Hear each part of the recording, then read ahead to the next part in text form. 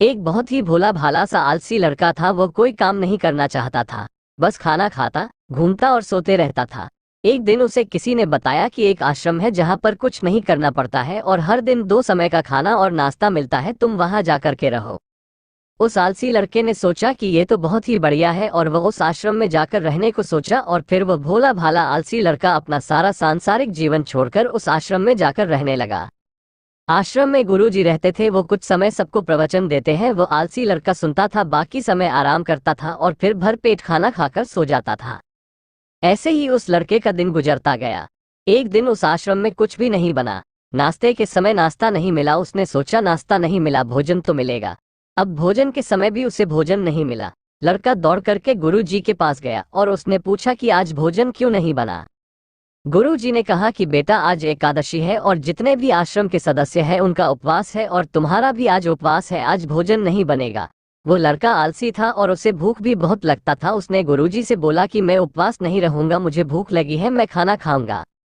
गुरुजी ने बोला ठीक है, जाओ भंडारे में से सामान लेकर के आओ और आश्रम में नहीं बाहर ले जा करके बना लो, लेकिन याद रखना भोजन बनाने के बाद सबसे पहला भोग भगवान को लगाना और फिर तुम प्रसाद पाना।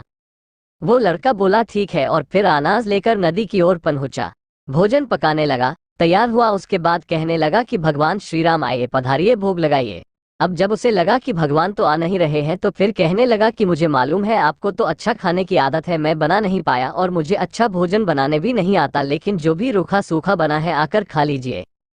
भगवान श्री राम उसकी सरलता पर बहुत ही प्रसन्न हुए और उस लड़के को दर्शन दे दिए। उसने देखा कि भगवान श्री राम आए हुए हैं और उनके साथ में माता सीता भी आई हुई है, लेकिन लड़के ने सिर्फ 2 लोगों के लिए ही भोजन बनाया था, एक अपने लिए और दूसरा भगवान के लिए। और अब क्योंकि भगवान के साथ माता सीता भी आई हुई थी तो उसने उस भोजन को माता सीता और भगवान के सामने ग्रहण करने के लिए रख दिया।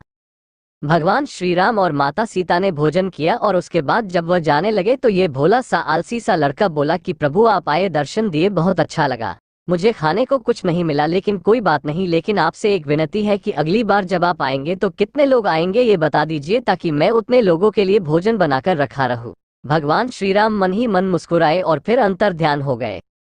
लड़का आश्रम गया, दिन बीतता गया और फिर एकादशी का दिन आया और इस बार उसने 3-4 लोगों के लिए अनाज लेकर के खाना बनाने के लिए नदी के किनारे पहुंचा और उसने बड़े प्रसन्नता से भोजन बनाया और इंतजार करने लगा कि प्रभु आए और भोग लगाइए। इस बार लड़का देखता है कि भगवान श्री राम पूरा राम दरबार लेकर के आए हैं, जैसे माता सीता, लक्ष्मण, भरत, हनुमान जी और सभी लोग आए हैं।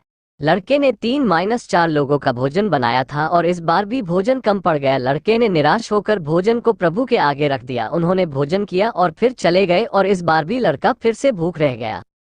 अब लड़का फिर आश्रम गया, दिन बीतता गया और फिर एकादशी का दिन आया और इस बार गुरुजी से कहने लगा कि गुरुजी मुझे इस बार थोड़ा ज्यादा अनाज चाहिए।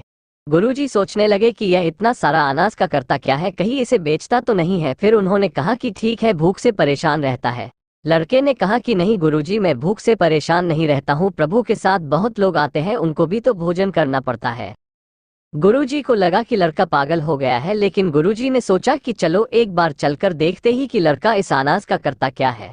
वह भोला सा लड़का अनाज लेकर के नदी के किनारे पहुंचा और इस बार भोजन बनाया नहीं। उसने सोचा कि प्रभु हर बार ज्यादा लोगों को लेकर के आते हैं, इस बार वो जितने भी आएंगे खुद बना करके भोग लगा लेंगे और फिर प्रेम से प्रभु को बुलाने लगा। गुरुजी ये सब छुपकर देख रहे थे कि ये भोजन तो बनाया नहीं और प्रभु को बुला रहा है, लेकिन लड़के ने देखा कि इस बार प्रभु के साथ बहुत से लोग आए हुए हैं तो उसने प्रभु के सामने हाथ जोड़ करके कहा कि प्रभु माफ करना, आप बहुत सारे लोग आते हो, मुझे संख्या पता नहीं होती है और मेरी हिम्मत भी नहीं होती है कि इतने सारे लोगों के लिए भोजन बनाओ। आप स्वयं आए, बनाइए, खाइए और भोग लगाइए। प्रभु मुस्कुराते हैं और अपने साथ आए सभी लोगों के साथ मिलकर के भोजन बनाते हैं। गुरुजी ये सब छुप करके देखते हैं और फिर लड़के के पास आकर के कहते हैं कि तुम ये कर क्या रहे हो। लड़का कहता है कि गुरुजी आपको दिख नहीं रहा है कि भगवान श्री राम पधार चुके हैं, माँ सीता आई हुई है, हनुमान जी आए हैं और भी सभी लोग आए हुए हैं, भोजन बन रहे हैं। गुरुजी ने बोला कि पागल हो गया है, मुझे तो कोई दिख नहीं रहा है।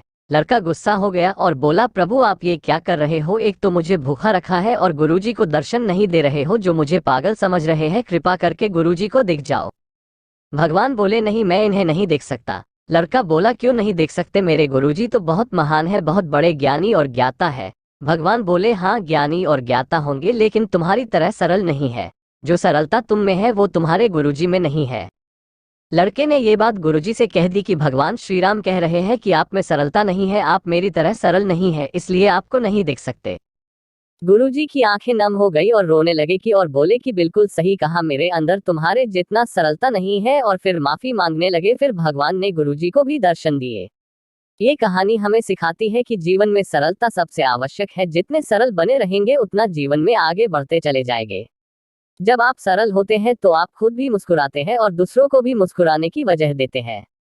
ऐसे ही वीडियो पाने के लिए लाइक और